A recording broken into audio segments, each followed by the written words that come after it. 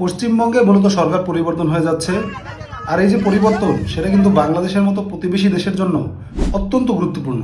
পশ্চিমবঙ্গের সরকার পরিবর্তনের সাথে সাথে বাংলাদেশে কিছু ঝুঁকি রয়েছে এবং তার জন্য প্রস্তুতিরও প্রয়োজন রয়েছে। আর এই পরিবর্তনের প্রেক্ষিতে আমাদের জন্য সবচেয়ে গুরুত্বপূর্ণ হলো আমাদের সীমান্ত সুরক্ষা। কারণ গোয়েন্দা সংস্থাগুলো বলছে যে নির্বাচন পরবর্তী সময়ে পশ্চিমবঙ্গে বড় ধরনের দাঙ্গার সম্ভাবনা রয়েছে। এই দাঙ্গা যদি হয় তাহলে বাংলাদেশের দিকে অনুপ্রবেশ অথবা পুশব্যাকের ঘটনা ঘটতে পারে। ফলে আমাদের সীমান্ত রক্ষাকারী বাহিনীদেরকে সর্বোচ্চ সতর্কতামূলক অবস্থানে থাকতে হবে। আর এই মুহূর্তে বাংলাদেশের যারা ভারতে অবস্থান করছেন তাদের নিরাপত্তার বিষয়টি গুরুত্ব সহকারে দেখতে হবে। এখনই কূটনৈতিক যোগাযোগের মাধ্যমে তাদের নিরাপত্তা জোরদার করতে হবে এবং বাংলাদেশের যে বিভিন্ন গোয়েন্দা সংস্থা আছে তাদের মধ্যে রিয়েল টাইম তথ্য আদান প্রদান জোরদার করতে হবে, যেন সীমান্তে ছোট কোনো ঘটনা ঘটলেও খুব দ্রুত ব্যবস্থা নেওয়া যায়।